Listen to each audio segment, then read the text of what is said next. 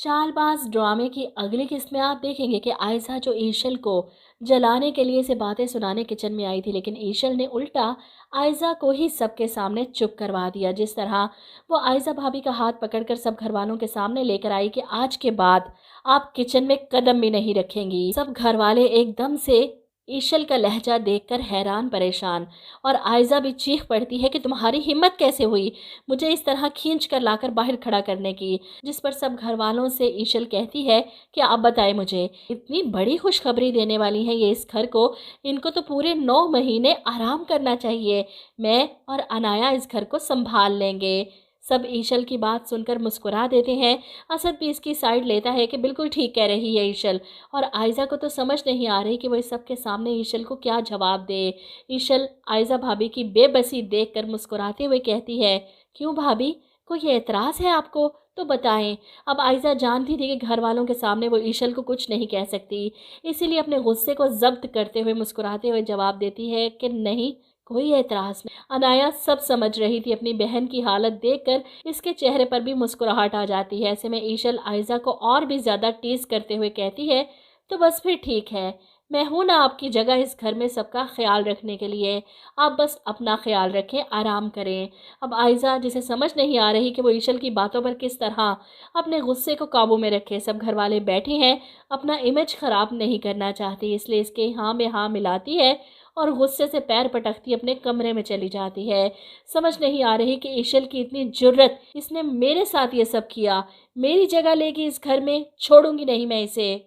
इधर ईशल किचन में खड़ी खाना बना रही है जब अनाया किचन में आती है, और ईशल अनाया से कहती है कि तुम अच्छी तरह से जानती हो कि मैं आयशा भाभी के साथ ये सब क्यों कर रही हूँ। अगर तुम चाहो तो इस सब में मेरा साथ दे सकती हो, वरना यहाँ से जा सकती हो। लेकिन अनाया ईशल भाभी के साथ मुखलिस है, इसलिए वो इनका हाथ पकड़कर इन्हें अपने साथ का यकीन दिलाती है। अब दोनों मिलकर आयशा का इक़्तिदार ख़त्म करेंगे इस घर से।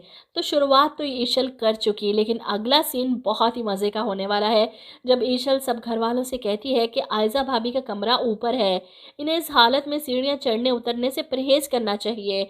मेरा ख्याल है कि इनका खाना इनके कमरे में ही अगर इन्हें दे दिया जाए, लेकिन शायद इस बात से आयशा भाभी परेशान हो, इनका कमरा अगर नीचे होता तो इतनी परेशानी ना होती। असद अपने बच्चे के लिए कोई रिस्क नहीं लेना चाहता, इसलिए ईशल की बात सुनकर इसे खुशी होती है कि आयशा की इतनी परवाह है।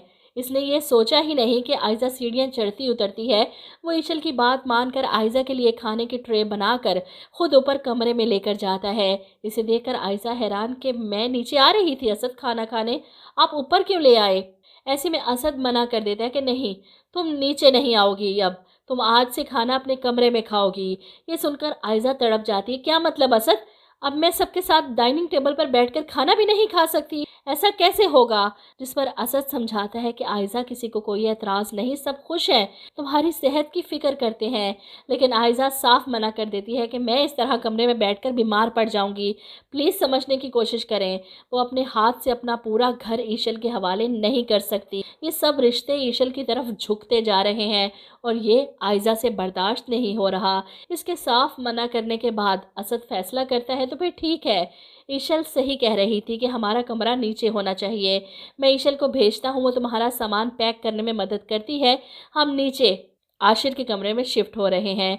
ये सुनकर आयशा हैरान परेशान, असद ने जो फैसला सुना दिया वो अब इससे पीछे नहीं हटने वाला। और ऐसे में ईशल मुस्कुराते हुए आयशा भाभी के कमरे में आती है, इसकी अलमारी से इसके कपड़े निकालकर बेड पर रखती है।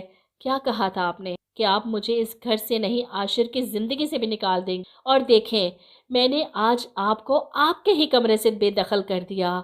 आयशा जो शदीद गुस्से में भरी बैठी थी, ईशल की बातें सुनकर इसके सब्र का पैमाना लबरेज हो जाता है और वो वहीं खड़े खड़े ईशल को एक ज़ोरदार थप्पड़ रसीद कर देती है। ऐसे में अनाया और आशिर ईशल की मदद करने कमरे में आए, और ये देखकर तो आशिर हैरान परेशान कि आयशा भाभी ये क्या कर रही हैं आप। आयशा एकदम से परेशान हो जाती है, आशिर को यहाँ देखकर इससे कोई बात नहीं बन पाई।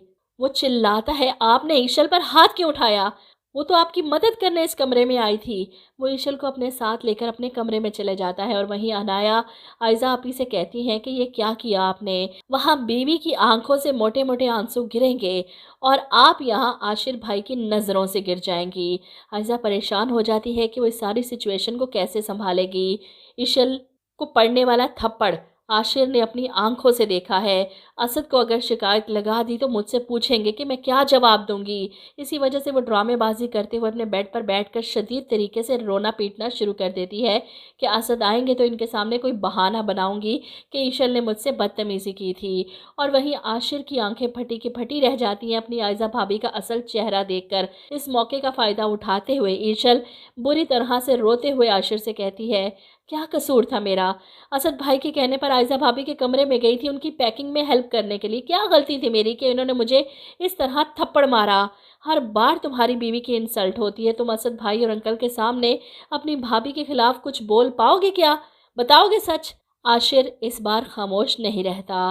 वो ईशल का हाथ पकड़ता है और ले जाता है, इसे अपने बाबा के कमरे में इनके सामने खड़ा करता है और बताता है कि आयजा भाभी ने क्या किया है।